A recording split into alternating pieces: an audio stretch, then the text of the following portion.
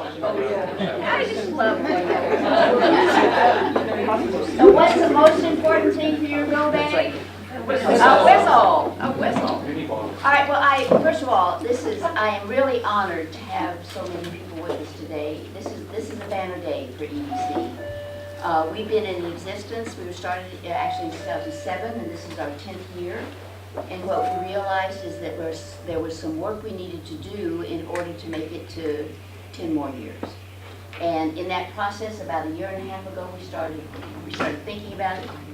We got a grant from OEM Homeland Security to hire consultants to help us put together a sustainability program. Phil and Peter, you guys are here. Sorry. And there's savings, but if we save your money. Patrick, you're up here. Patrick, you got a haircut. Thank you. Where's your Yeah. So it was a really interesting process. We interviewed, I think, four firms, and that had really good presentations and were very interested in helping us. But the nonprofit institute at Portland State just stood out. They had the right experience, they had the right style, they had the right kind of connection with us. And the program that they put together and the kind of thoughtful strategy that they put together was really impressive. And it was, we want to know what the community thinks about you, we want to know what you think about you, and we want to try to look at how we can put and suggest processes that will take you into the future. And it's been a delightful process. We've really enjoyed working with the NPI team, and I'll introduce them in just a minute. But I would like the team that actually helped work on this to stand up. So Trish Johnson was part of it. Betsy Chase, who is unable to get here today. Peter Nunn stepped up, and Jackie Hinton. And Margaret Steele. Where's Margaret? And Peter, you're up here. You want me to? I want.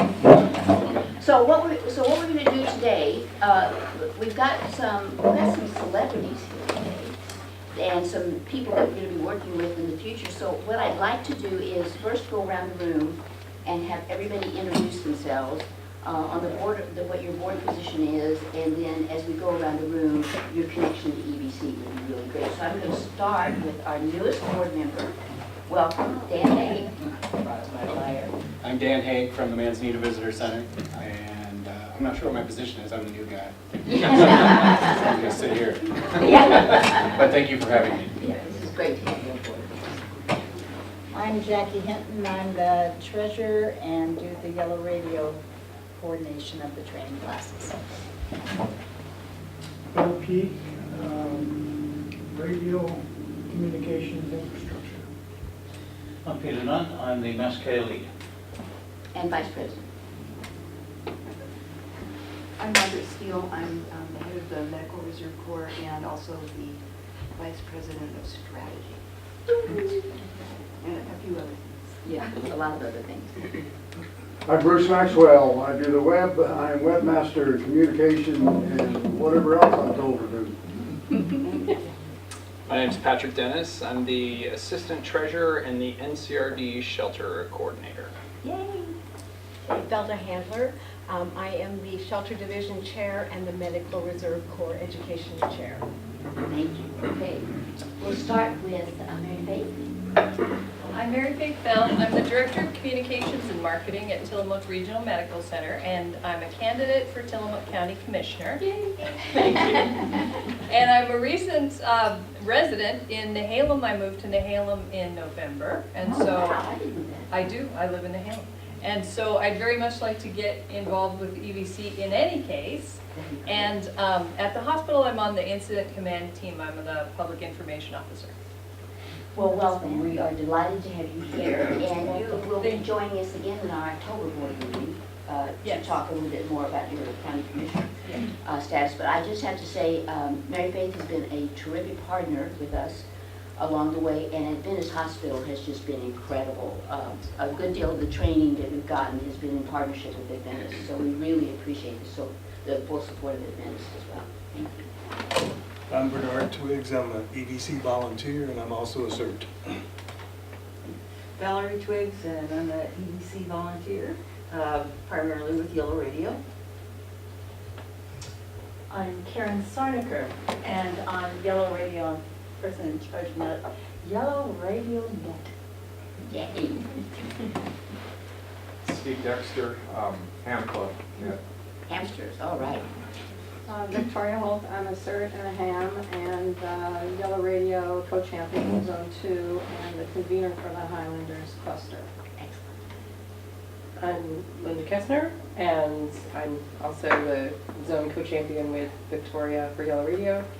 In the middle of the CERT training, and the ham, and just general volunteer. And other stuff. And other duties. John. Joan Handler, and I help out EVC where needed, and I'm on the board of directors for the Manhattan Bay Wastewater Authority, and generally just do what Linda asked me. I like that. So John has been incredibly helpful in terms of a couple of different areas. First of all, wastewater and EVC have a very strong relationship, and you and your team have been incredibly helpful. Secondly, John is helping us install 2 containers that are going to be on the other side of the water treatment plant in Manzanita, which will be for storage and for emergencies. And without John, I don't think we'd be able to do it. So we really appreciate your help. Thank you. Bob Forster, I'm Vice President of the Manhattan Bay Fire and Rescue District Board of Directors. Excellent. And one of our great partners, too. Thank you. Andy Grimm, I am halfway through my CERT training also, and on the shelter committee. And I'm going to be pushing for some renewable energy options for all this that we're doing here. Yay, like solar, wind. Oh yeah, whatever works. Okay. Get some stuff going. Chuck Bridge, current president of the Manhattan Bay Fire Rescue District, and all things EVC safety officer. Absolutely. Thank you, Chuck. And with us a long time. Yeah. Hi, my name is Cynthia Lamillo. I'm the assistant city manager for the city of Manzanita. And next week I'll be the city manager for this city.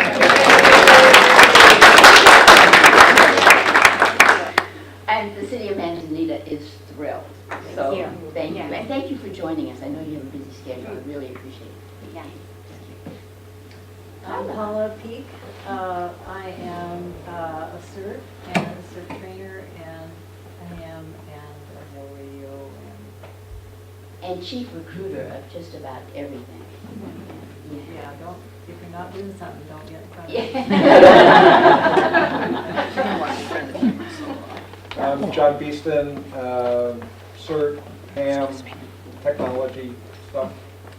So John has been instrumental in helping us broaden our ability with Yellow Radio and ham. Because of John's leadership, we are now able to provide ham technical licensing classes here, which we have tried for years to do.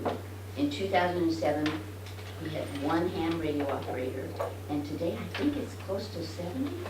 And do you know how many ham operators we have licensed? Oh, I think it's more than that. Yeah, it's Is that 120, I think. It's 120? Yeah. Well, that's thanks to Bill, Bruce, and John. I can say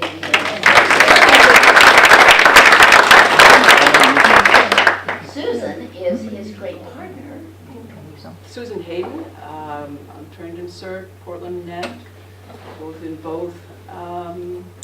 ham radio training, educational consultant, and eager to be with such an exciting group of people as are in EVC. Well, and the wonderful thing about Susan, because of her multilingual background and her teaching ability, she's been involved in kind of refocusing a number of our educational processes and just kind of making sure that we don't get tied up with our own lingo and we begin to think about how it looks on the outside, and it's been really helpful. Hi, everybody. I'm Edward Colson. I'm the new Emergency Preparedness Public Health Coordinator for Tillamook County Public Health. And I also own an emergency management firm called Ready Northwest. All right. So I think this may be the first person that has had emergency preparedness background. Except for Brian. Except for, oh, that's right, Brian, right. mhm. We are absolutely delighted to have you here. We love the partnership with you. And one of the things that I think is so impressive is that you're actually going to be joining Velda for the shelter drill on Saturday, October the 13th. And we really appreciate that kind of involvement. And stay away from Paula. I'm Robin Watts. I'm the Public Health Manager at the Tillamook County Health Department. Thank you. And really wonderful partner, Robin. Thank you. David Boone, Water Sanitation Hygiene Class Coordinator and a CERT. I'm Ann Morgan. I deal with ham radio and yellow radios. And was a Hamster president for 10 years, is that right? And really, Forever. But we wanted, yeah. And now President Emeritus, so we really appreciate your help. Thank you. Mike. I'm a CERT and cluster leader. So Mike, I really appreciate you coming. I know that was Well, we good. just got back from our thing. Oh, good. Excellent. Excellent. So I'd like to bring in Debbie. Debbie. Oh, hi. Hi. So I'm Debbie Moberly. I'm Nehalem resident and cluster leader for Nehalem because that is our cluster at this particular time. But I'm going to tell you a little more about that, I guess. Yes, as the meeting goes on. Yeah. And so with that, I'm pretty involved with Prepare Your Neighborhood. Excellent. Thank you. Dennis. Yeah, Gary. Oh, yeah. Oh my God. We got our claws in him now. Yeah, You can't get away. Yeah, that's right. So we are very lucky to have Gary McDaniels. Gary has been working with EVC for a long time, but thank God he retired from the Nehalem Bay State Park and has a little extra time. And so we grabbed him, and he is our videographer and will be videoing a lot of our meetings, plus getting involved. What we are trying to do is to get more into short videos, training videos, so that we can do just short clippets so that people can go to YouTube and see, how to put a go bag together, a quick way to do water sanitation and hygiene, just whatever, just short videos. So we really appreciate your involvement. Thanks. You are. Yeah. So now I would like. Pat Johnson. I got you, didn't I? No? I stood up and Oh, I'm sorry. Oh my God. Trish.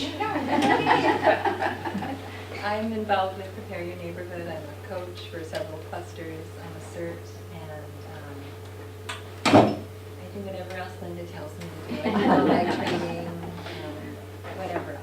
Well, the Highlanders is a very successful cluster, and we would not have been nearly as successful without Trish's coaching and leadership. So we really appreciate that, Trish. Thank you.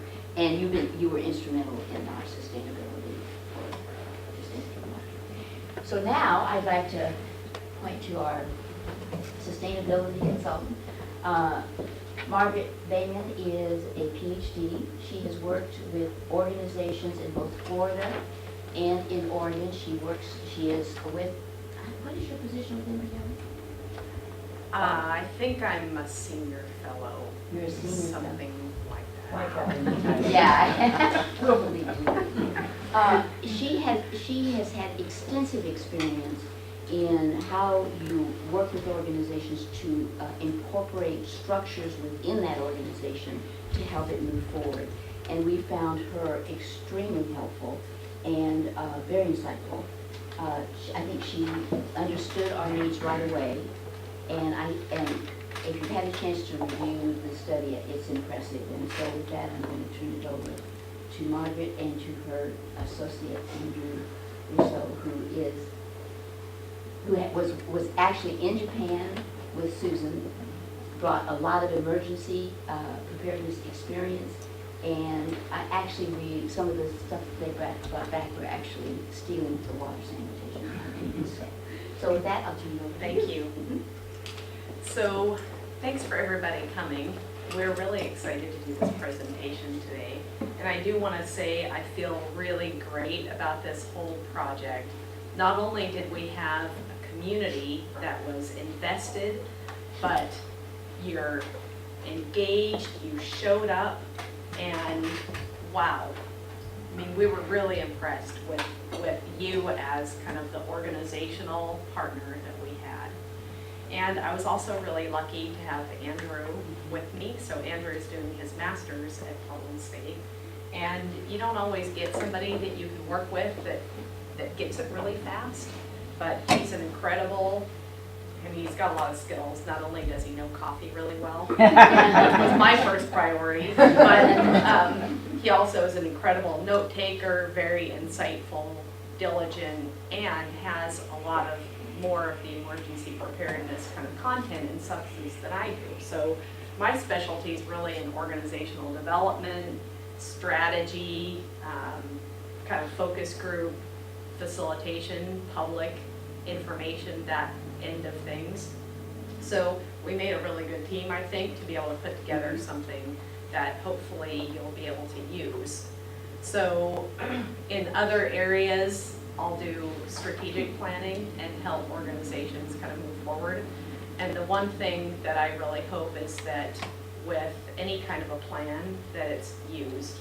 And so I try, hopefully, to build in structures that you're going to continue on and that you're going to change, because as you adapt the tools that we've provided, that's how you make it meaningful. So sometimes you'll get a report and it's a great report, but until you start to use it, it doesn't kind of become part of the organization. So my hope is that as you engage with this plan and start to implement some of the tools, that you change them, because you're going to have an opportunity to adapt them to who you are even more. So I do feel like we spent enough time. I think we started maybe January, I want to say around January.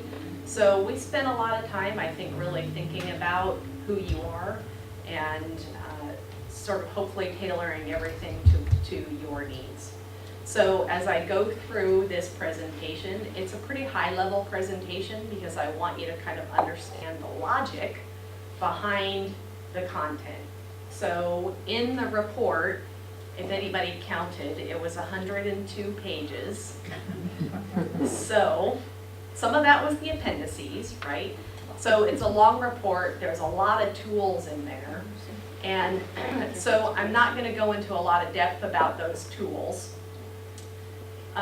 primarily because we don't have, 12 hours, but also because, again, you're going to be using those and adapting those tools. So I kind of want you to understand kind of the structure and the logic about putting together a sustainability plan first, and then I'll give you some examples of some of the tools that are provided, and then have an opportunity for questions or changes that you might think, some things that maybe we missed, questions about some of the things that we provided, or just sort of a general discussion about sustainability as a whole. Good?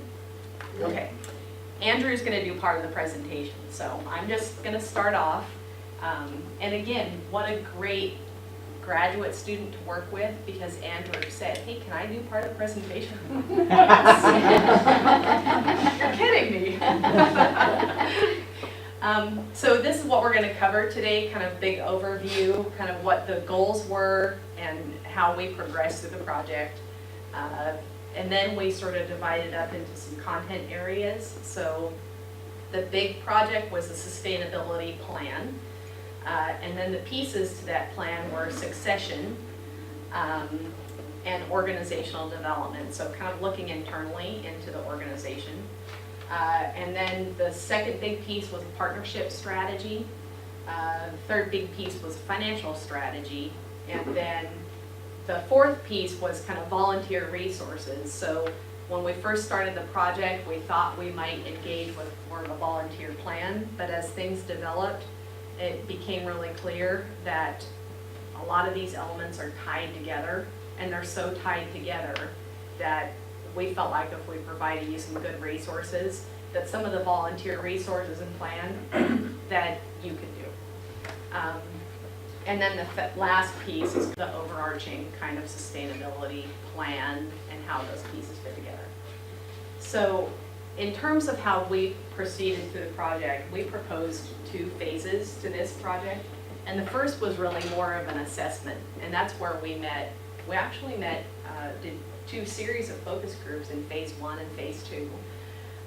And phase 1 was really intended to be what we called kind of a gap analysis. We needed to know what it was that you were doing already, what it was you were doing well, and what you thought your needs were.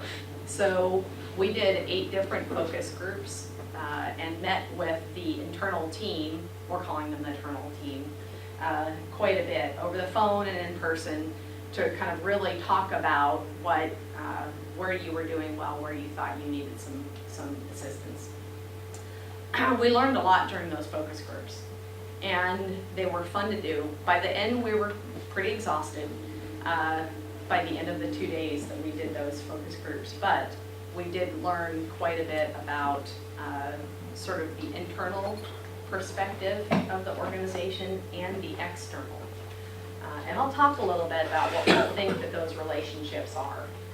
And out of that, we delivered kind of an interim report. We sort of called it an interim gap analysis, where we thought really that you could most benefit from our work with looking at human resources.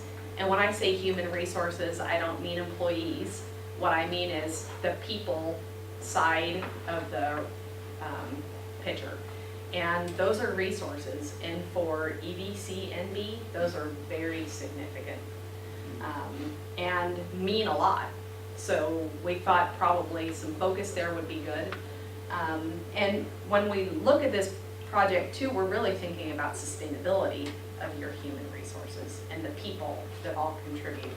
So it's not very often, just as a side note, that I come to a presentation with a room full of people. And I do a lot of public meetings.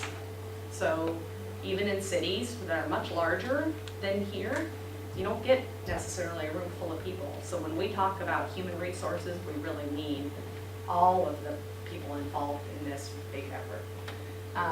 And then the second piece here in terms of sustainability that we thought might be important was the capacity to meet the challenges. So along with sort of the human element is building up a lot of the skills and resources from the organization that need to be in place for this effort to go on into the future.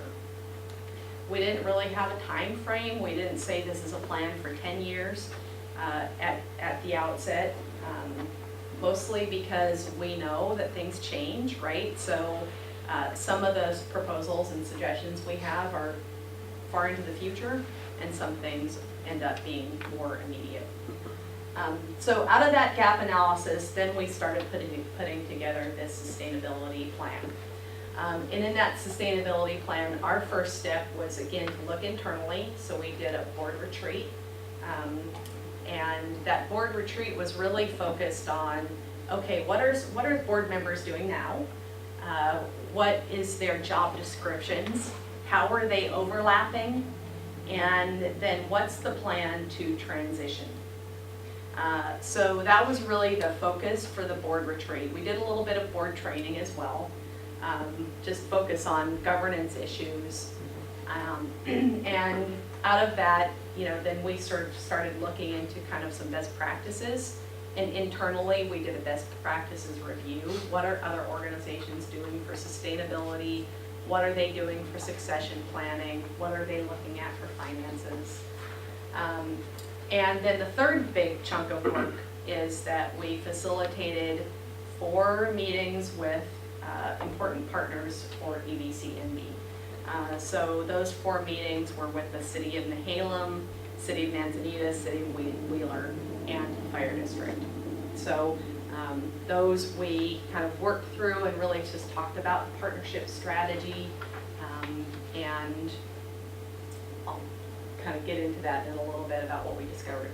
So the emphasis we ended up with in the sustainability plan that you have is, and this is kind of what I'll be going through, is kind of, there's a context to EVCNB that I think is important to talk about.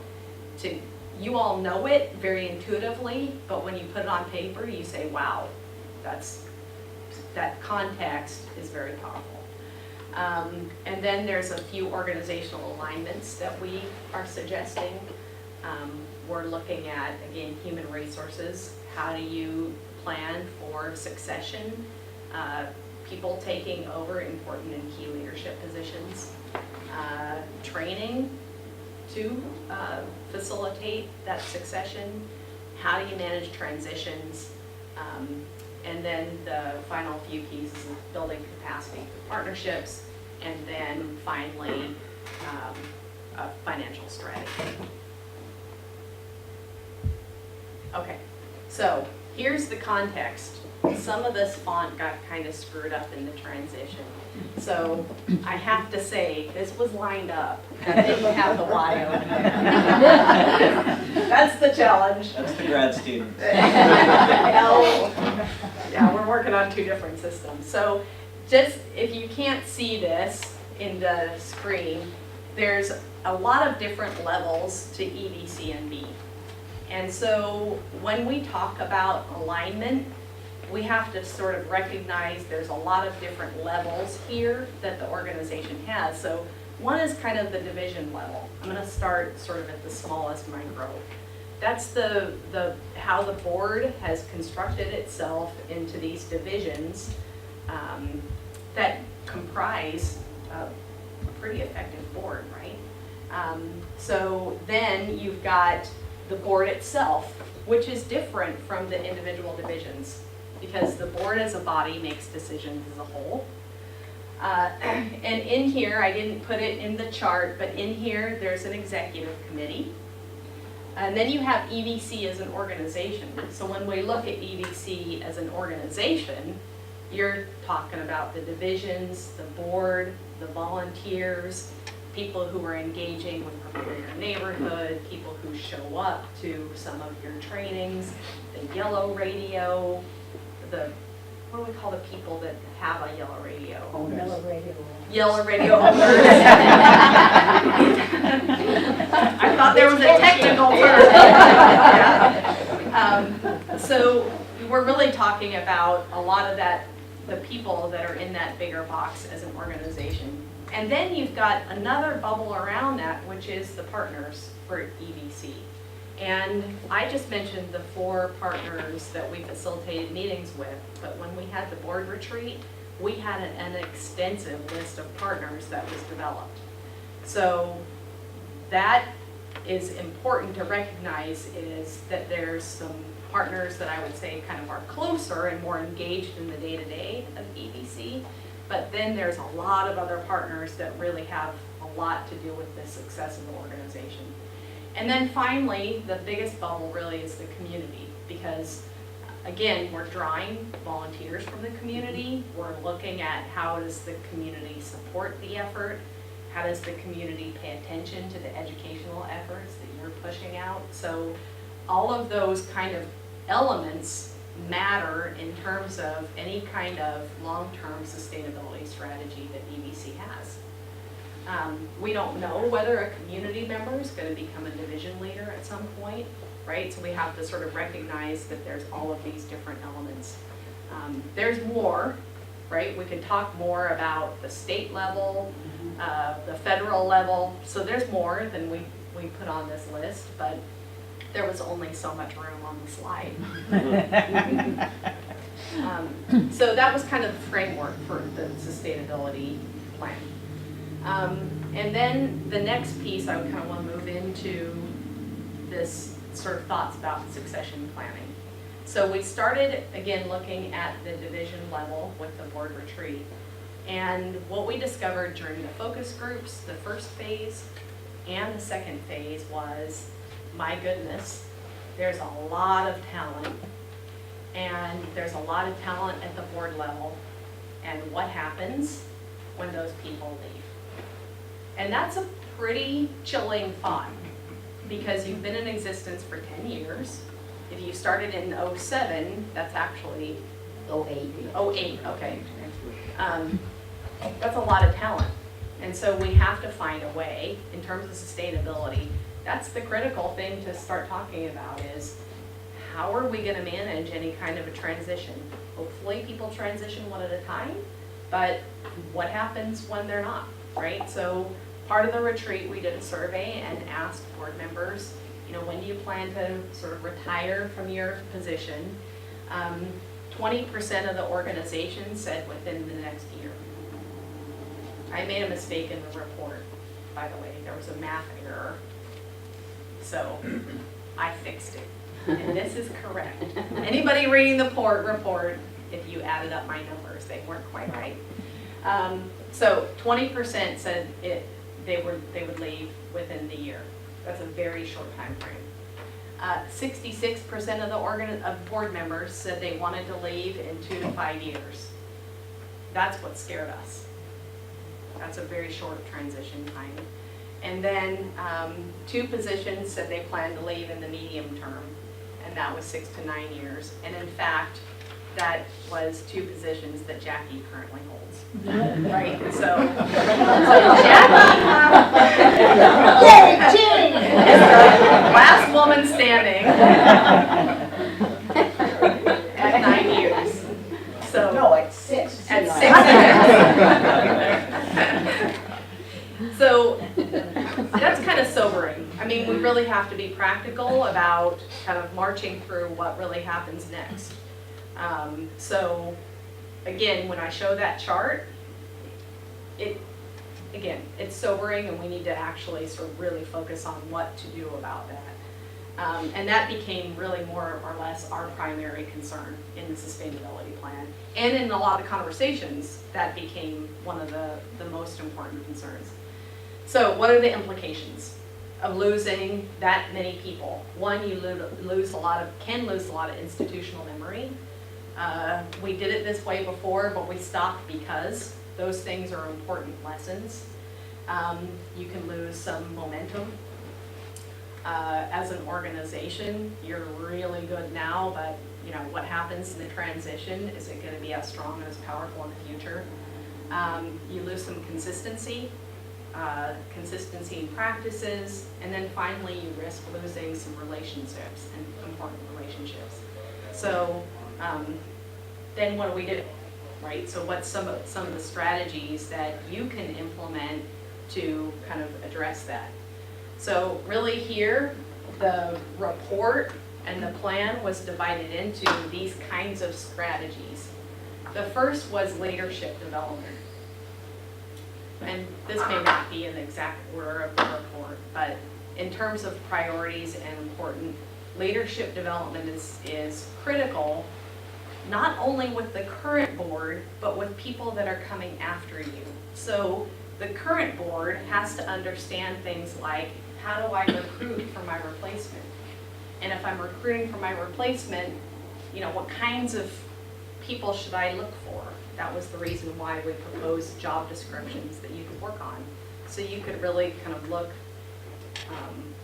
almost neutral about the job that you're doing. Kind of take a step back and look at a neutral job description. So what kind of people should I be looking for? What kind of skills do they need?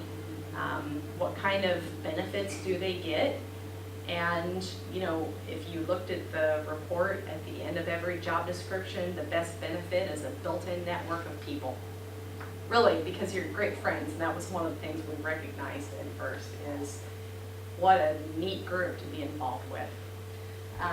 So there's some strategies for leadership development that are out there. We suggested that perhaps you join the Nonprofit Association, I always get the acronym, NAO, Nonprofit Association of Oregon. We actually are members. You are members. Okay, so they have training to help you with this.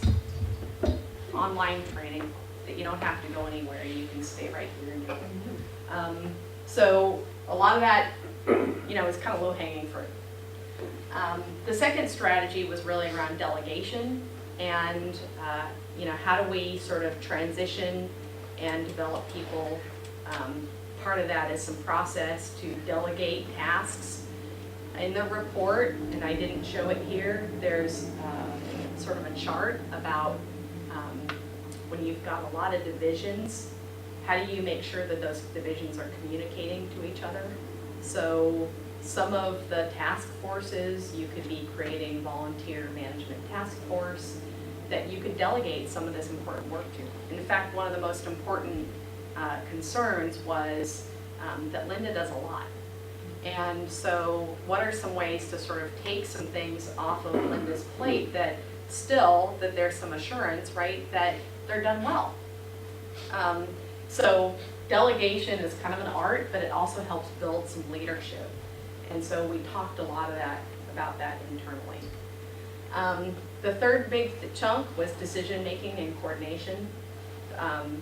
In the sustainability plan, there's some proposed practices for how the divisions make decisions and how those decisions kind of feed up through the executive committee and ultimately to the board. And again, some committees that might help with some coordination. So across each division, because if you can avoid some duplication and if you can avoid kind of redoing things, you build in some sustainability because you're making each of the division leaders' jobs a little bit easier. So some of that coordination is important just from not having people get burnt out. And then the big fourth kind of bucket was around managing transitions. So there was a lot of resources in the plan about how to manage transitions, what kind of documents you might need. So we divided up, there's an emergency transition when someone's out of town, what kind of documents you need for that. But then there's also some planned transitions and how you could actually bring, the division leader could bring someone along and help train them, introduce them to important relationships, introduce them to important processes. So there's some forms in the report that might help you do that. And then the last big piece is wrapping up some sustainability goals into your strategic planning process. So if you've got organization goals to say set up a volunteer management task force, then you can hold yourself accountable to those goals.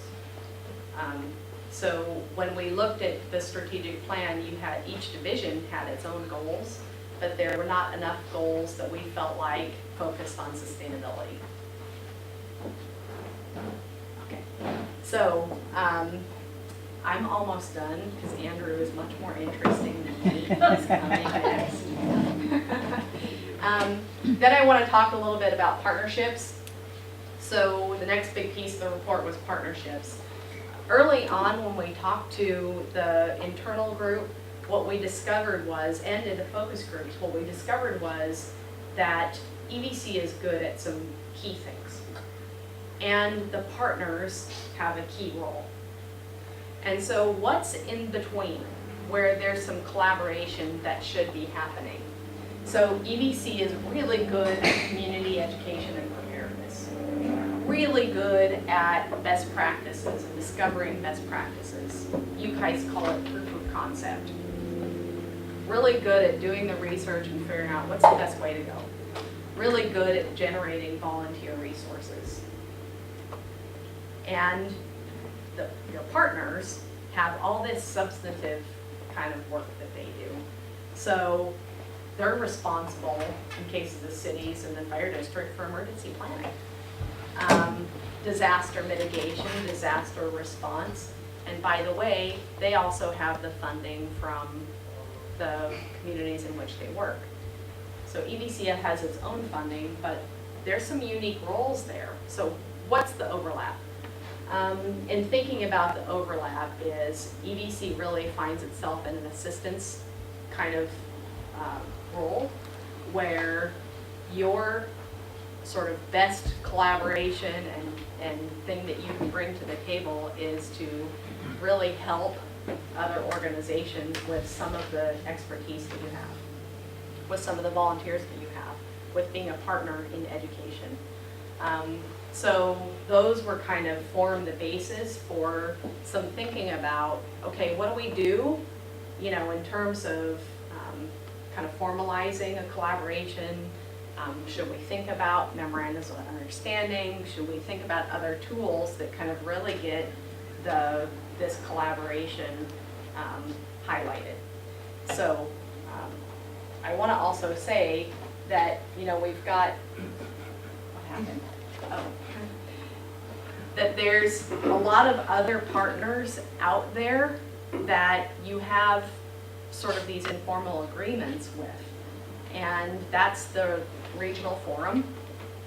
You're working in kind of a larger context of the regional forum. There's a management forum out there that also collaborates, and a public works forum that also collaborates. So EVC is within sort of a constellation of other collaboration. So focusing, and I think communities have really learned this across the state, and maybe nationally too, is that the power that EVC has is the same power that the community has, right? Together is how you're going to get this done. So let's be explicit about it, right? Because you're not going to get it done alone. And I think that recognition was really important. You know, what are the tools to that? Sort of recognizing again that we're not in alone, I think is the first step. And being able to sort of articulate what's our role, what's the role of our partners. So with that, I'm going to turn it over to Andrew, and then we'll sort of come up back for some wrap up. Good? Yep. Good. Okay. So the funding and the funding is always the elephant in the room with nonprofit organizations, especially how do we get it and why don't we have it right now? But EVC has two very strong things going for it. One is you're looking for stability and not growth, and the second is that you have very strong community support and a very knowledgeable group of people within that community. So when we took a look at your budget and what you're spending and what you wanted to do, we focused on that stability. And within that, we isolated a couple of things that all tie together, including closing the funding gaps that you have, but ensuring that what you do to attract funding and to get funding and generate it aligns with your mission. So we had a lot of discussions, and I asked a lot of questions about the fireworks sales, you know, if that was actually in alignment with your mission. So it does create a need for your own response, though, so that is a plus. So we came up with a few ideas that not only can help close some of your funding gaps, and they're minimal, but also gain that stability that you're looking for. One was a budget committee, and utilizing that with budgeting professionals and sort of a person who can lead it as a translator to take that spreadsheet-like budgeting knowledge and communicate it to the board, being that they can sort of find these gaps amongst themselves and come up with recommendations to prevent them or close them in the future before they become a problem. A lot of nonprofits run into this where they get to the last minute and they say, well, just hold a fundraiser and that will solve everything. And 9 times out of 10, it does not. Using a budget committee can help you isolate and solve those gaps before they become a problem, and sort of take that financial burden off of the board so they can remain an operating board, which is what you are. A grant task force we recommended as well, because there aren't just emergency disaster preparation grants out there. There are a lot of resources that you may not realize exist. For example, there are resources for helping the disabled or the elderly gain equipment, go bags, if you will. There's funding for that. So there's all these little niche aspects that you can think about, and it's a big project. So forming a funding task force can help you find, apply, and gain grants as small as a few $100s to help fund some go bags, but as big as a few thousand to hire experts to do some work for you.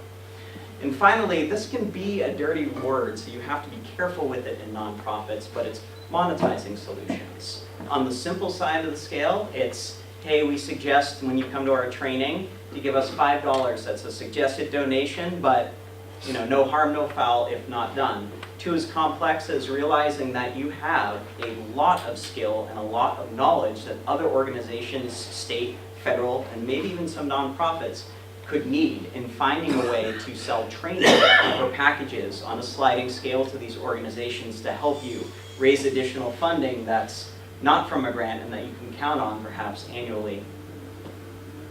Tied into all of this, of course, are your volunteers. And as I mentioned, you have a very strong and dedicated group of volunteers and an esprit de corps that really, truly blows me away that I haven't seen since my military time.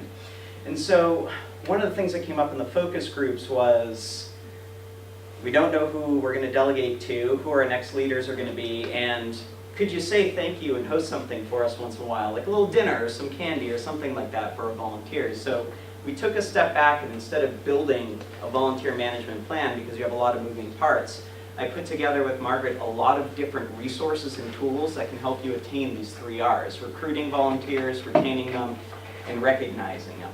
And this is tied in not only to recruiting people to teach a class or to just be a member of CERT, but also developing and cultivating leaders that can take over into training positions and stay with the organization, be happy, and also recruiting new board members, because as we showed, you're going to have to start thinking about that relatively quickly. The idea is that your volunteers are your greatest asset. This organization is volunteer run and volunteer heavy, and will hopefully be in the near future, and that's part of why your community respects and loves you so much. And so cultivating these folks, taking down the barriers through things like having an orientation, creating job descriptions, and having some paperwork trying to show people what they're getting themselves into and what your expectations are, will help people try and say, yes, I'll do that. And at the end of the day, when you recognize good volunteers, being able to say thank you, something as simple as a little volunteer award ceremony, or offering them training or leadership opportunities, even if they say no, it's still rewarding to be recognized in that capacity. And this all will tie into your stability, because we know you have a challenge here demographically with your population of renters as well as the aging population. So this is very difficult, and there are a lot of competing needs for volunteers in this community. So recognizing your volunteers and their potential and rewarding them and helping them manage and get on board with the organization will dive in and help you remain a sustainable organization. So stay up here because you've got we didn't think that through very well, where I had one last slide, right? So, so in the report, pretty much the last page is a chart. So what we did is we listed goals for, and I'm sorry that this is not coming through very well. We listed kind of big goals and put some kind of a time frame for each of these sections. The organizational development, succession planning, the financial strategy, and the partnership strategy. And out of that, what we did is, you know, one of the comments that we got from the internal team was, this is overwhelming. And it is. And part of the reason why it's overwhelming is because your board does a lot of work. The EVC board does a lot. And so to add one more thing is not really reasonable, right? I mean, so we need to find ways, and I think the big kind of message is find ways to save some time. Do a little bit up front, but save some time in the end. So what we did is developed a chart that's on the last page of the report that is divided into 3 buckets. And the first is what can be done with minimal effort. That really isn't gonna, it's gonna have some benefit, but isn't gonna cost a lot of time. And we didn't know that you were a member of the Nonprofit Association of Oregon, but you can check that off. Yeah. And again, I sort of explained that, you know, there's a lot of resources there that go well beyond the sustainability plan. The second is new procedures to facilitate decision-making in the organization. Again, so you're not duplicating or spinning your wheels doing something that's already been done. You know, maybe one division's already working on something that another division could take advantage of. And then the other is processes to institutionalize memory. So some of those are just quick kind of after action reports. Yeah, hot washes. Hot washes, or where you can use across the board. And that doesn't have to take up a lot of time, but really can have a lot of benefit in terms of sort of getting your, sort of your lessons learned down on paper somewhere. So then we also divided it into critical needs. So the first was, what can you do easy, that's not gonna take a lot of time. The second bucket was, what do you really have to do? And it was pretty apparent that what you really have to do is start thinking about succession planning for the positions that are transitioning now. And identifying who's going to take those roles, and doing some of the leadership training that we talked about. Get that in place so that you can have a conversation as a board about what your strategy is for your replacement. And it's never too soon to start thinking about that. Even if you don't, Jackie, plan to be, I mean, even if you're gonna retire in 20 years, even 20 years down the road, right, when you're gone. She's like, no, I didn't say 20. So it's never too soon to do that, because having a plan is really a lot better than not having a plan, right? Even if you just are sort of muck around at the edges of your plan, if you've got it in place and have some backup established, then of course you're sort of in a good position, right? But it's never too early. And then we also say, wish that were, yeah, so pursue collaborative agreements with the EVCNB partners. And again, whatever form those agreements take, but again, those agreements are really important because people transition. People are going to transition on the partner side, people are going to transition on the EVC side, so let's really think about what that partnership looks like. And then we divided it into a bucket of what we call delegated. So these are tasks that the board doesn't necessarily have to do, or Linda doesn't necessarily have to do, but could be delegated to a committee or a task force to get some of this work done. And the first was recruiting, again, recruiting for leadership positions that are going to transition later on down the road in the next 3 to 5 years. A volunteer management committee could help with that. The division leaders can help with that. And then the next was implementation of your long-term transition processes. Again, division leaders can take the lead on some of that implementation. And then we also said implement committees and task forces. So some of those, again, were a budget committee that could help, a grant task force that can start doing some initial look and cut. And then the last is develop a volunteer management plan. And again, those things can be delegated to a task force so that you're not overburdening the staff with doing all of the groundwork. If you've got a good communication process in place, you can delegate the task work knowing that it's going to come up for approval anyway, right? So then, kind of, we have some parting words here, and this is sort of adapted from the last page, is really sustainability requires the organization to implement ways to coordinate and align and leverage work.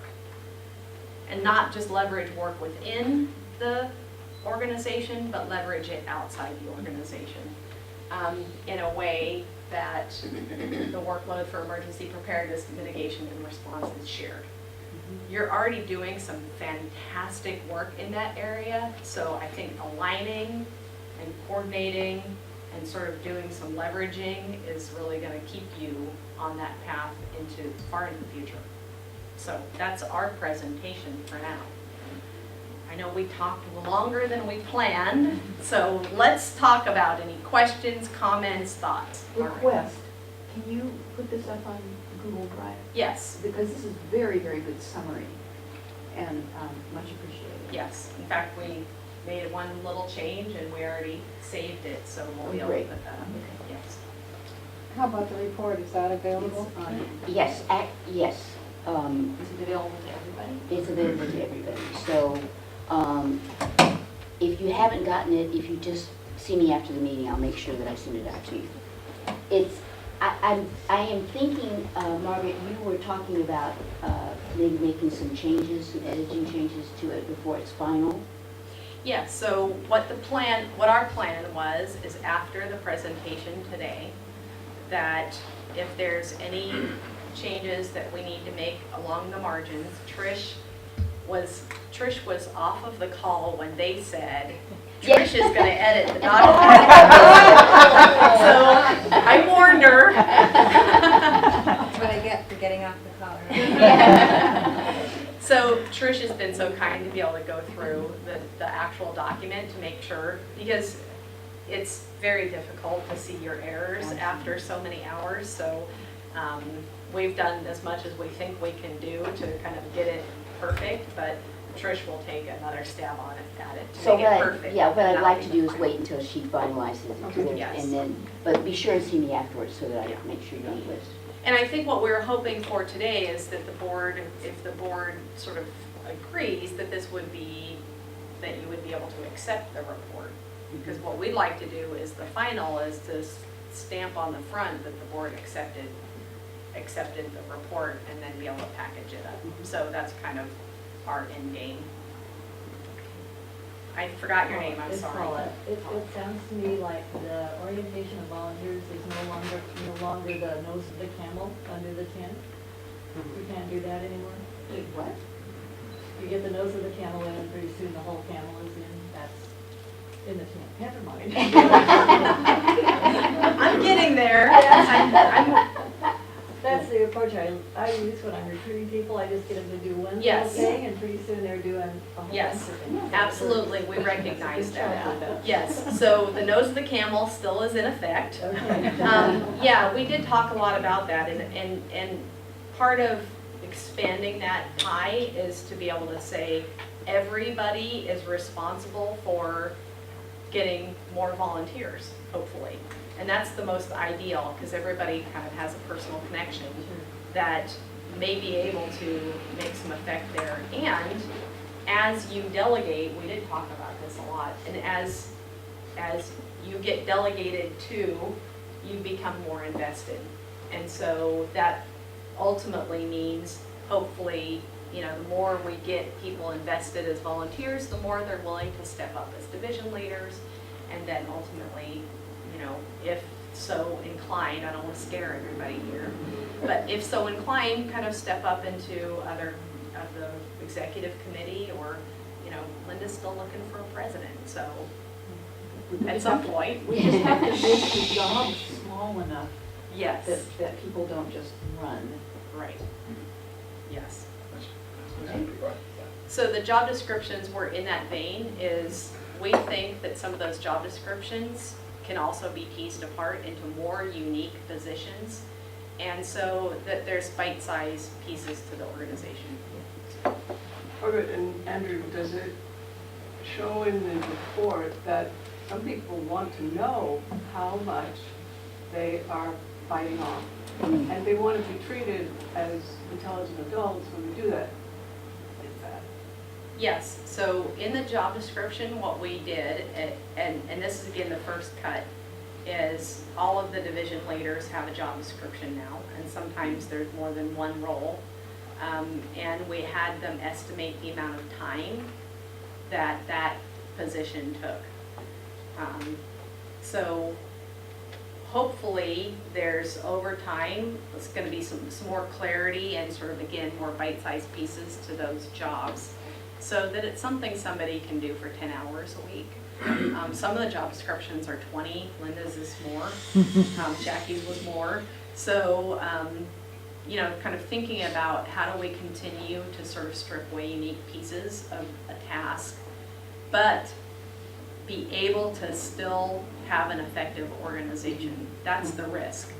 If you have so many individual tasks, you need to have to find ways to integrate those tasks across the organization. So that's a key kind of lesson, I think, is you've got a very division structure where the divisions are very focused, and that's good. And you've got some ways to kind of integrate those divisions and communicate across those more sort of ways to kind of keep those divisions on the same page is valuable. And it's the same thing with the job descriptions of the tasks. The more you delegate out, the more you have to kind of find ways to bring that conversation back to the whole group. Okay. I know that was a long answer to your question. Okay, wait, there's a gentleman in the middle. I don't. Mike? Mike. Mike.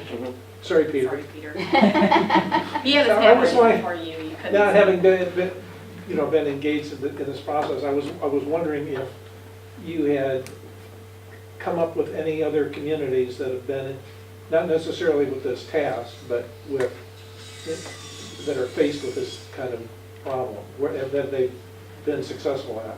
Same kind of partnership sort of situation, volunteer-based, that sort of thing. Do you want to say it or do I want to say it? There's nobody like you. No, there's nobody. I looked. And if anything can prove that, it's the recent span of disasters where a piece of the puzzle is always missing. And it's a group like this. And even looking in Japan, on the west coast of the US, Puerto Rico, nothing like it really. You have your responders, like the American Red Cross or FEMA if you want to go into government, but you don't have any active volunteer organization engaged in this level of preparedness, planning, mitigation, and research. On the other hand, I've worked with a lot of organizations that have a structure similar to you. They're paid, but in some ways, you're better off because a lot of the silos in some other organizations, when they're paid, cliques will develop and there's all kinds of dysfunction, right? But yeah, and so you don't have that, but you do have a similar structure to other kind of professional organizations I've worked How with. about like in Japan, how they, It's still, the nonprofit sector in Japan is still growing, and Susan was on the trip with me and can expand as well, but there, everything has been very centralized, very central government. Tokyo calls the shots. That's starting to change and started changing with the Fukushima disaster. But what will spin out of it and if it'll work, I don't know. But there were very few sort of grassroots organizations, and most of them sprung up out of service gaps due to that disaster. thank you. Peter? And thank you for the presentation. That was really good. Just as a question, really, could we, in the report, could we get a distillation of your presentation as the executive summary? Because I could digest this, but I find 100 pages a bit over the top of my attention span. I wander on and I'll do something else. So it was really helpful to have this overview, and perhaps a distillation that could form the executive summary rather than. Did you, so I thought I did a good job in the executive summary, but now I'm gonna have to go back and look. The nice thing about this one is that it's got graphics and it's got buckets and it's just, it's I can do better, that, yes, better than just words. yes, yeah. If you could tell some of my professors that, Not her though. Yeah, he's not in any of my classes. Yes, I can do that. And what I'll do is just try to find a way to kind of adapt sort of this over, yeah, that makes sense. Yeah. Chuck? Chuck. I was just a little concerned when you said there's nobody else like us or like you, because my mother used to say that to me, and it wasn't in a complimentary way. But thank you for clarifying. This is positive. That's very no, it's positive. very positive. Yes. Have you worked with other volunteer organizations who focus maybe on something very different, that have been successful, multi-generational? In other words, lasted for an extended period of time successfully? Well, let me say that I've had experience with organizations that are in your shoes in terms of having a history that are volunteer, having a history and wanting to have a plan to sustain themselves over time. And some do a better job than others in terms of implementing this work and getting replacements. So I haven't been around long enough to know that they've managed to do it over 10 years or 20 years. Our perspective for your report was, in my mind, we didn't put it in the report, but in my mind is, how do we keep EVC going for another 10 or 20 years? So that was sort of in our mind. But in terms of being able to sustain what really works, that I've seen in sort of the, I would say more of a 5-year time frame, where I've watched organizations go through this process, it's the training and it's the developing new people behind them that really matters a lot. And it's a little, I mean, it's a little sort of touchy-feely to say, when you get people invested, they're gonna take it over, but they're gonna take it over in their own. And so that's what I've seen, is people taking over the effort in their own way. So being able to maintain the core of the mission is really critical. And being able to sort of bring people on to be invested in the core of the mission, that's what I've seen work. They're not, and I think Andrew made a really good point in the report, they're not gonna do your job the same way you're gonna do it. Different person. It's a different person, and that's okay, right? So I think the sustainability that I've seen happen is really when people are invested personally. Yeah. I don't know if that's much of an answer to your question or not. And some of the theory that I'm studying, and theory and practice are two very different things, but in some of the theory is making this sort of an evolving process. So it's not just, boom, we hit our 5-year goal, sustainability plan done, and then putting it all down, but is to constantly be adapting and updating that plan. So as these transition happens, the organization, not just the people, but the organization collectively is thinking about what it needs to do to fix a problem, meet a new goal, and keep going 5, 10 more years, rather than just dropping it and then saying we have to do another 20-year plan. Yeah. It's very important. It's a lifelong process for It us because of the nature of where we live, and even, you know, a tornado, a flood, a hurricane, but also we have the Cascades Induction Zone. Yeah. And so these are lifelong, and it will surpass us. Yeah. One thought that came to my mind, I don't think I put this in the report, but it's been in the back for some time, is that because there really isn't anybody else like this organization right now, if something does happen, and in the current financial situation that we see at the federal government and the state, definitely at the local level, is you might become an example for the rest of the country. So thinking about that and keeping that in mind and trying to be that sort of light on a hill is going to be very important in the future if something does happen, which it will eventually. Would that be monetizable? That's what Andrew is pushing for. Yes. Cash in on that light. Yeah, Yeah, cash in on the lights. Okay, But first align here with and your then, mission. and then back. So one of the biggest points of concern for me is the statistic of 82% of the board are planning on leaving within 5 years. I guess something that I was hoping to see that I didn't see, I looked through the report, some kind of strategy to make sure that people aren't leaving all at the same time, in terms of if there's one person responsible, making sure, okay, maximum 2 board members can turn over this year, next year, those kind of things. Well, I'm just- You can't Right. factor in for involuntary. I know, there's a lot of Yeah. unknown factors in that, but that was something that I was hoping, just to hear some kind of strategy that you guys have. may not have a choice. Yeah, but I think those are So really here's good how I points. would address that, because we can't create that strategy for you, the board has to create that strategy.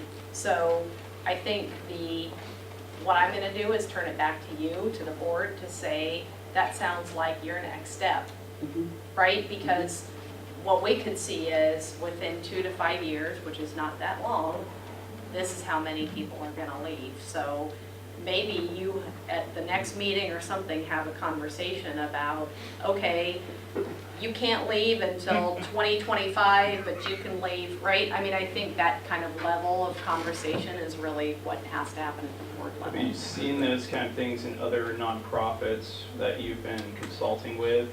And Do you have, is that the kind of advice that you give those nonprofits? Yes, because there's usually a process to leaving. It's not just, but with volunteers, right, they can leave at any time they want. Right. And with our demographic, sometimes that's some not things going to be can- voluntary.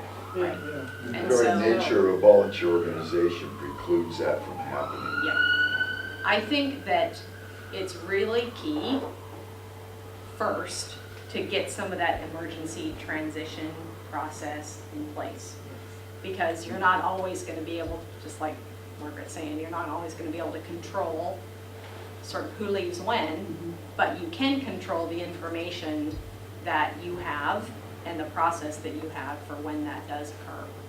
So, you know, our thought would be control what you can control, and that's your documentation and your handoff procedures, whether that's an emergency handoff or whether it's a planned handoff. And if you, to the extent you can get some agreement about staging, that's valuable information. You know what you got to focus on now, because in the report, we showed you which positions that they were leaving in the next year. So you One is know, already gone and yes, replaced. and one's gone, Yeah, but replaced, yeah, so that's good. so that's good. And we Another we box already- checked. We already, yes, we already, of course, have the usual rolling board term Yes. set up. And I know, I sort of think, I hope this is true, Patrick, that because we all are friends and we all, nobody wants to break this, that if we get the emergency component of it squared away, that people would basically be willing to be, you know, to say, I will stay through this time, and in the meantime, I will work on the filling and the training and the leadership. I guess my question is there one person who knows what everybody's thinking? Because if everybody's thinking, okay, well, this is my last year here, but if one central person doesn't know, Well, then I all of think a sudden. the board has to be having these conversations, and I think this report sets it up in the stark terms that we better be talking about it. And I think you're the token person under, what age, 50 or something? You're the kid on the block, Patrick. And so I don't blame you for being nervous that you're going to be the last one. But I think it's a really good point. But I think that there's enough commitment to the organization that we won't let that happen. I also think you may, just as a suggestion, this was not in the report, but do you need an agenda item at every board meeting that has some element or some discussion about sustainability? Yes. I mean, so keeping that fresh is going to be helpful. And having it be part of your strategic plan is also going to be helpful. So those two things can kind of help carry this forward.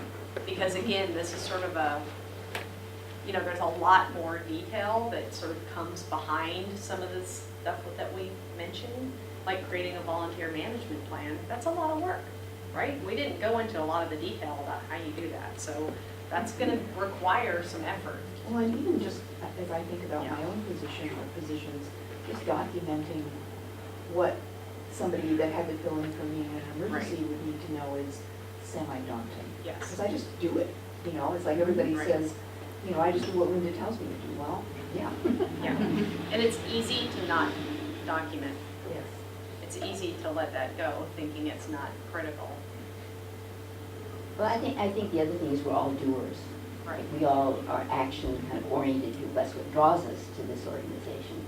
Taking the time to step back is really important. And what I recognize particularly is we've done some work on our little green light and the documentation that needed to go into that, how important that was, and what a talent people have when they can do that.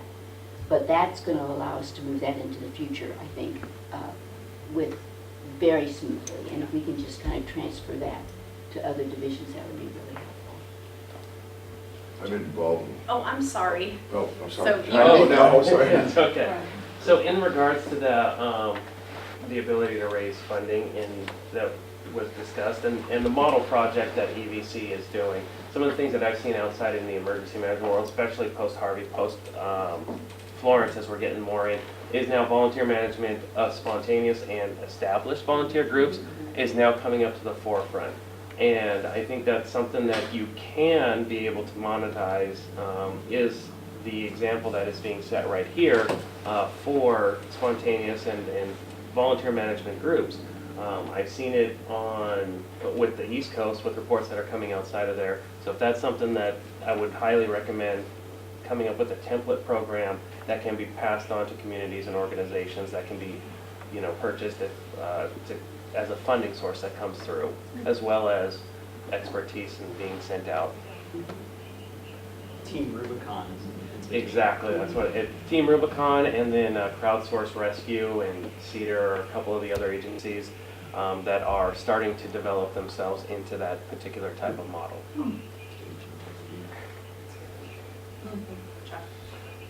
Yeah, I was saying my involvement with a lot of volunteer organizations, there's 6 things that you can do. Recruit, recruit, recruit, train, train, train. That solves so many problems, and I learned that from that lady in the blue over there. And maybe document. Always be recruiting. Yeah. Yeah. Well, thank Any you. other questions or thoughts, or do you feel like you're ready to accept the report, or what do you want to do? So, that's a question for the board. Is the board, do I hear a motion to accept this sustainability study as edited? I move to accept the sustainability study as edited. Do I hear a second? Peter? So as part of the discussion, I still would like to not preclude the looking again at the executive summary, incorporating some of these graphics. Absolutely. From the presentation. No problem. Absolutely. So there was a second? Bill. Bill, okay. All those in favor? Aye. Aye. Any opposed? Any abstain? Okay, great. Okay. Thank you.